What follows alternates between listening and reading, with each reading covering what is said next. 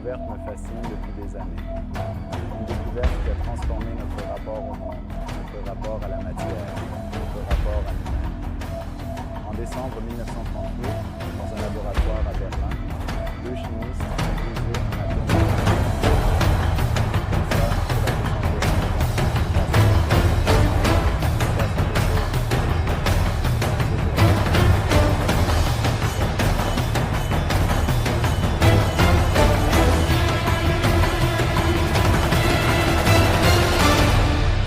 Quelque chose que personne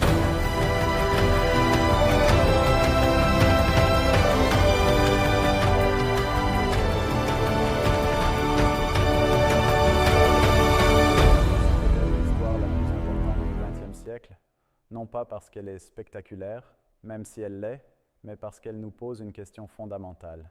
Que se passe-t-il quand l'humanité découvre quelque chose qu'elle n'était pas prête à découvrir? Laissez-moi vous raconter cette histoire. Pas comme on la raconte habituellement avec des dates et des noms et des équations, mais comme je la comprends, comme elle me hante, comme elle devrait tous nous hanter. Tout commence par un accident. En 1896, le physicien français Henri Becquerel travaille sur la phosphorescence.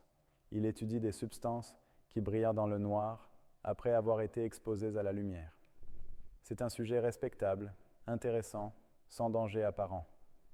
Il utilise des sels d'uranium pour ses expériences, et un jour, par hasard, il laisse ces sels dans un tiroir posé sur une plaque photographique enveloppée dans du papier noir. Quelques jours plus tard, il développe la plaque. Elle est impressionnée, marquée comme si elle avait été exposée à la lumière, mais elle était dans le noir, enveloppée, protégée. Becquerel comprend que quelque chose d'étrange se passe. L'uranium émet quelque chose d'invisible qui traverse le papier et impressionne les plaques photographiques. Il ne sait pas ce que c'est. Personne ne sait ce que c'est. Il appelle cela les rayons uraniques. Plus tard, Marie Curie lui donnera un nom plus général, la radioactivité. Ce qui me fascine dans cette découverte, c'est qu'elle était complètement inattendue. Becquerel ne cherchait pas la radioactivité, il cherchait autre chose. Il a trouvé quelque chose de bien plus profond, de bien plus troublant. La matière elle-même était instable. Elle émettait de l'énergie spontanément sans qu'on lui demande rien. Les atomes, ces briques fondamentales que nous pensions solides et éternelles, se désintègrent. C'est une révolution conceptuelle. Depuis l'Antiquité, nous pensions que la matière était faite de particules indivisibles et immuables. Démocrite, le philosophe grec, avait imaginé des atomes éternels, indestructibles, se combinant pour former le monde visible. Et voilà que Becquerel découvre que ces atomes ne sont pas éternels du tout. Ils se transforment, ils émettent des particules, ils changent de nature. Marie Curie et son mari Pierre se lancent dans l'étude de ce phénomène. Ils travaillèrent dans des conditions que nous considérerions aujourd'hui comme folles. Un hangar mal chauffé, des équipements rudimentaires, des tonnes de minerais à traiter à la main.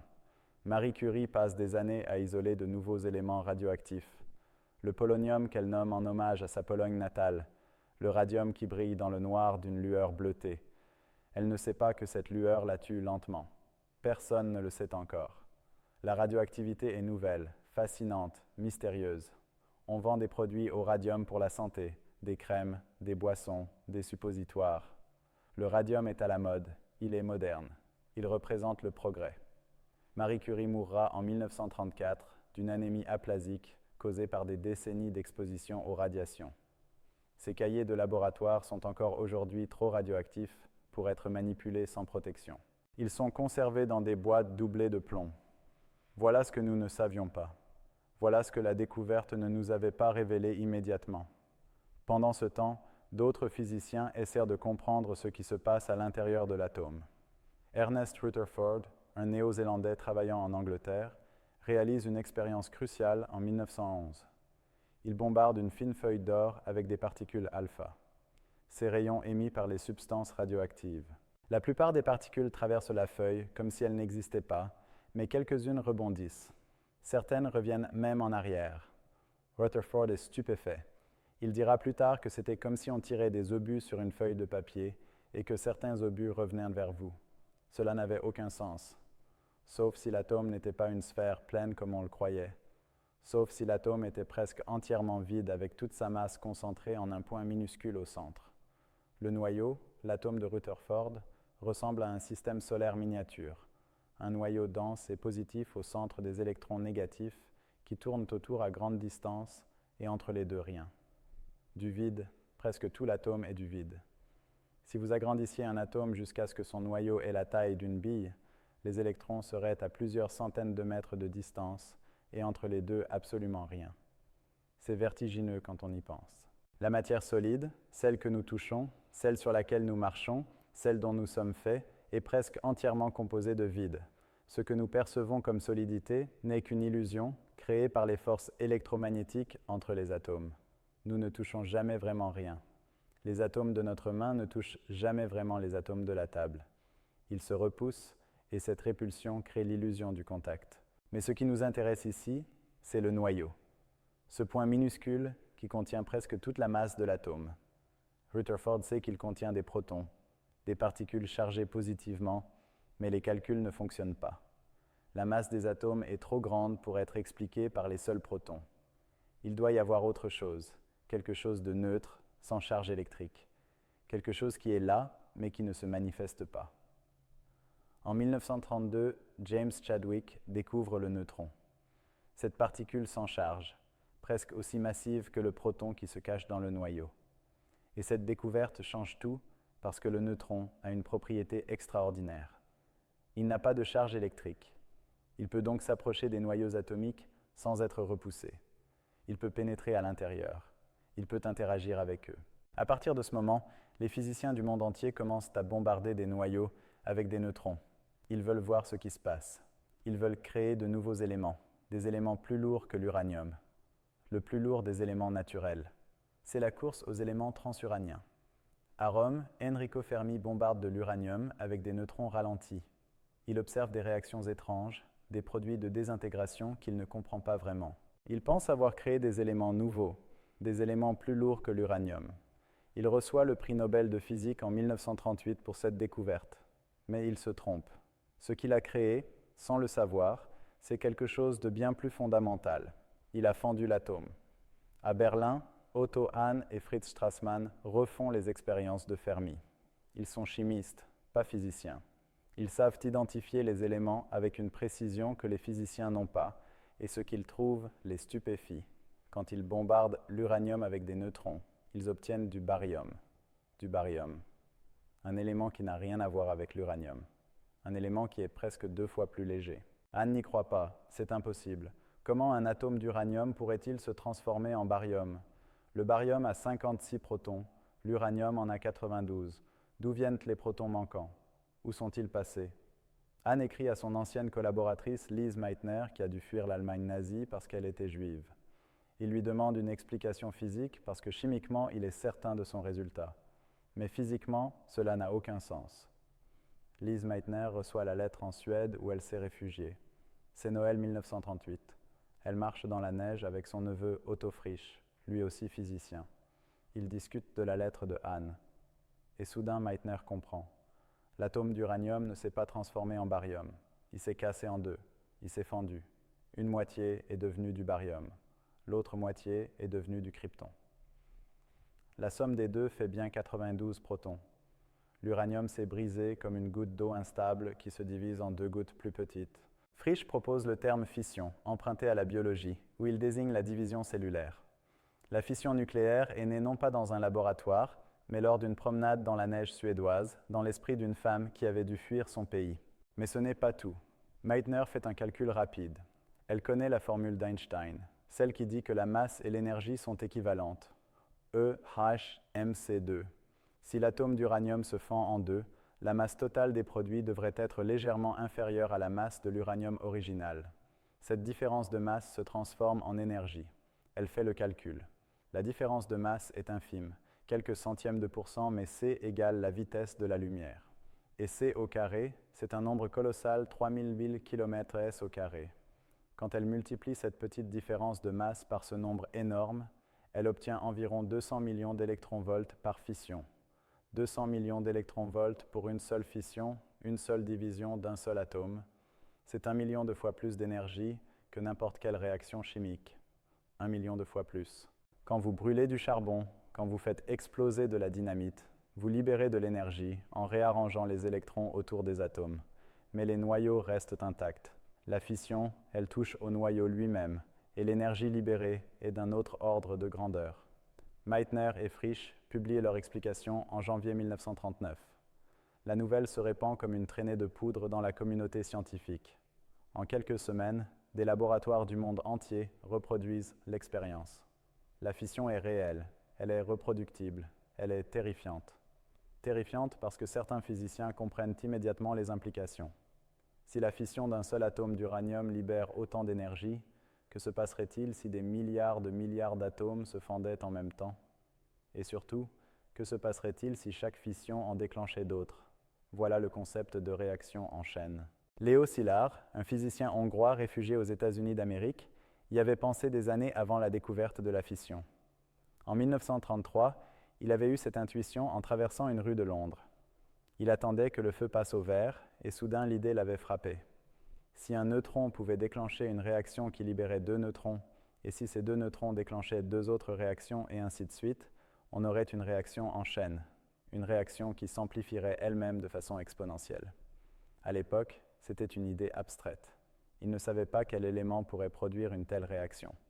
Mais quand la fission de l'uranium est découverte, Szilard comprend immédiatement. C'est ça, c'est l'élément. L'uranium fissile libère des neutrons quand il se fend. Ces neutrons peuvent fendre d'autres atomes d'uranium qui libèrent d'autres neutrons qui fendent d'autres atomes. La réaction enchaîne. L'énergie d'un million de fissions, puis d'un milliard, puis d'un billion libérée en une fraction de seconde, c'est la bombe atomique. Szilard le sait, et il sait aussi que les physiciens allemands le savent.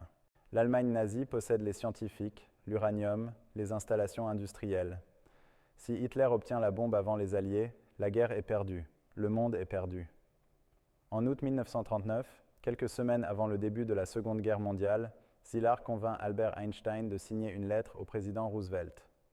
Einstein est le scientifique le plus célèbre du monde. Sa signature aura du poids.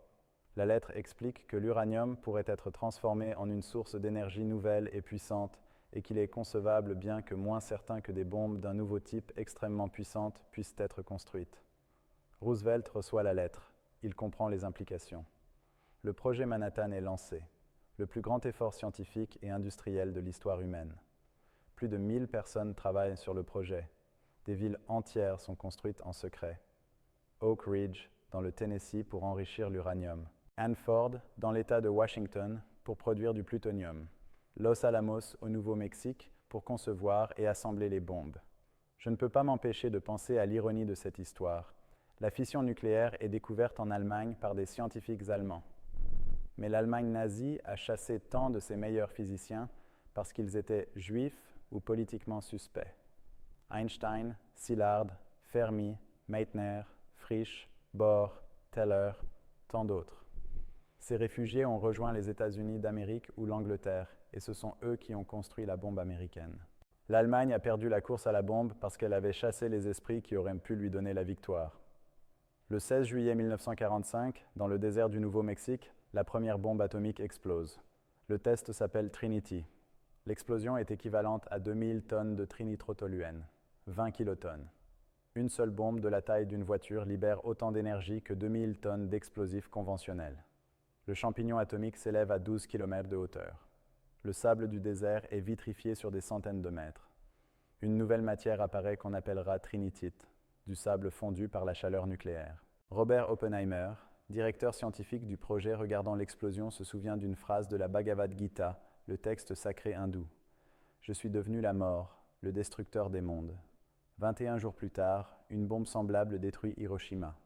3 jours après, une autre détruit Nagasaki. Plus de 2000 000 personnes meurent immédiatement ou dans les mois qui suivent. La guerre se termine, mais quelque chose d'autre commence. L'ère nucléaire et avec elle une question qui ne nous a jamais quittés. Que faisons-nous de ce savoir? Que faisons-nous de cette puissance? Parce que la fission n'est pas seulement destructrice, elle peut aussi être constructive. 1 kg d'uranium-235 complètement fissionné libère autant d'énergie que 2000 tonnes de charbon. 2000 tonnes, un seul kilogramme. L'énergie nucléaire pourrait alimenter nos civilisations pendant des millénaires sans émettre de dioxyde de carbone, sans brûler de combustibles fossiles. La première centrale nucléaire civile ouvre en 1956 en Angleterre, Calder Hall. Elle produit de l'électricité à partir de la fission contrôlée de l'uranium. La réaction en chaîne est domestiquée, ralentie, canalisée. Au lieu d'exploser en une fraction de seconde, elle se poursuit de façon stable pendant des années. La chaleur qu'elle libère fait bouillir de l'eau. La vapeur fait tourner des turbines. Les turbines produisent de l'électricité. C'est élégant, c'est puissant, c'est aussi dangereux parce que la fission produit des déchets, des éléments radioactifs qui restent dangereux pendant des millénaires. Que faisons-nous de ces déchets? Où les mettons-nous? Comment garantissons-nous qu'ils ne contamineront pas l'environnement dans 1000 ans, et il y a les accidents? Three Mile Island en 1979, Tchernobyl en 1986, Fukushima en 2011, des réacteurs qui échappent au contrôle, des radiations qui se répandent, des zones qui deviennent inhabitables pour des décennies. Ce qui me frappe, c'est que nous n'avons jamais vraiment décidé quoi faire de cette découverte. Elle nous est tombée dessus. Nous avons improvisé. Nous avons construit des bombes parce que nous avions peur que d'autres les construisent avant nous. Nous avons construit des centrales parce que nous avions besoin d'énergie.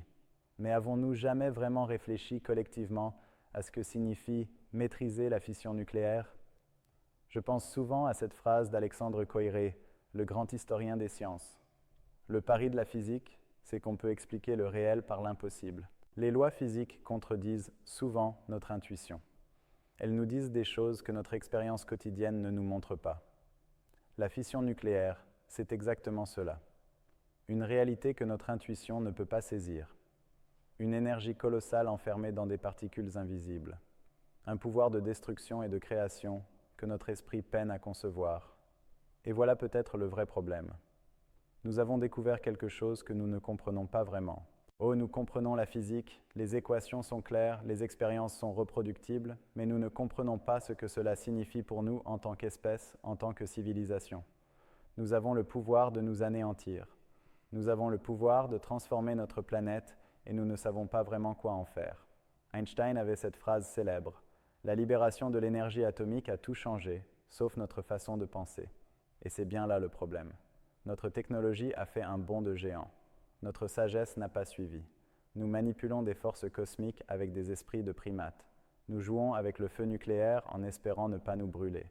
Depuis 1945, il y a eu plusieurs moments où le monde est passé près de la catastrophe nucléaire. La crise des missiles de Cuba en 1962, l'incident de Petrov en 1983, quand un officier soviétique a décidé de ne pas lancer une frappe de représailles malgré ce que ses instruments lui montraient. Des accidents, des malentendus, des erreurs de calcul. Nous avons eu de la chance, beaucoup de chance. Lise Meitner, qui a compris la fission ce jour de Noël 1938, a refusé de participer au projet Manhattan. Elle ne voulait pas contribuer à la construction d'une bombe. Elle est restée en Suède pendant toute la guerre. Elle n'a jamais reçu le prix Nobel pour sa contribution à la découverte de la fission, alors que Otto Hahn l'a reçu seul en 1944. Une injustice historique que beaucoup considèrent comme la plus grave de l'histoire des prix Nobel. Ce qui me touche chez Meitner, c'est sa clarté morale. Elle savait que la fission pouvait être utilisée pour détruire. Elle a choisi de ne pas y contribuer pendant que d'autres, tout aussi brillants, tout aussi conscients des implications, ont choisi de construire la bombe. Nous sommes tous dans cette situation aujourd'hui. Nous vivons dans un monde nucléaire, un monde où des milliers de bombes sont prêtes à être lancées en quelques minutes. Un monde où des centrales produisent une partie de notre électricité. Un monde où les déchets radioactifs s'accumulent.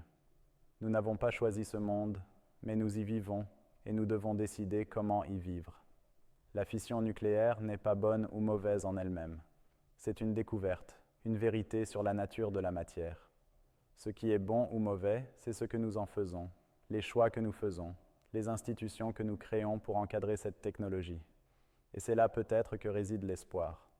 La fission nucléaire nous a donné le pouvoir de nous détruire, mais depuis plus de 80 ans, nous ne l'avons pas fait. Oh, nous sommes passés près plusieurs fois, mais nous avons évité le pire. Nous avons négocié des traités, réduit les arsenaux, créé des institutions internationales pour contrôler la prolifération. Quand je regarde l'histoire de la fission nucléaire, je vois une métaphore de la condition humaine. Nous découvrons des choses. Nous ne savons pas toujours quoi en faire. Nous commettons des erreurs. Nous apprenons parfois trop tard. Nous essayons de nous adapter, de survivre. de trouver un équilibre entre notre pouvoir et notre sagesse. C'est l'histoire de la fission. C'est aussi notre histoire. L'histoire d'une espèce qui découvre des vérités sur l'univers et qui doit ensuite vivre avec les conséquences de ces découvertes. Une espèce qui a fendu l'atome et qui doit maintenant, génération après génération, décider quoi faire de ce pouvoir. La fission nucléaire a révélé quelque chose de profond sur la matière. Elle a révélé que l'indivisible pouvait être divisé, que les atomes n'étaient pas éternels, que l'énergie se cachait dans les recoins les plus intimes de la réalité.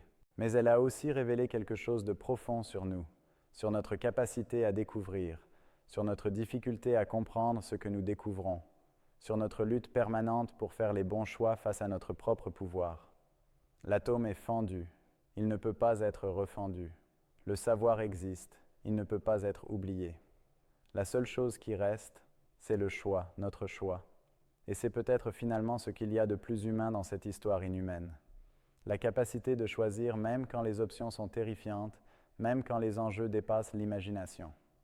L'histoire de la fission nucléaire est incroyable, pas seulement par les énergies en jeu, pas seulement par les explosions spectaculaires, mais par ce qu'elle nous dit sur nous-mêmes, sur notre génie et notre folie, sur notre capacité à comprendre l'univers et notre difficulté à nous comprendre nous-mêmes, sur le fossé peut-être infranchissable entre ce que nous pouvons faire et ce que nous devrions faire. Et cette question, cette tension, ce vertige, c'est ce qui me fascine depuis des années. C'est ce qui me hante. C'est ce que je voulais partager avec vous parce que c'est notre histoire, l'histoire de l'humanité à l'ère nucléaire, l'histoire d'une espèce qui a fendu l'atome et qui doit maintenant vivre avec les conséquences de cet acte. Vous savez, il y a quelque chose qui me fascine depuis des années, quelque chose que la plupart des gens ne prennent pas le temps de considérer vraiment. Yeah.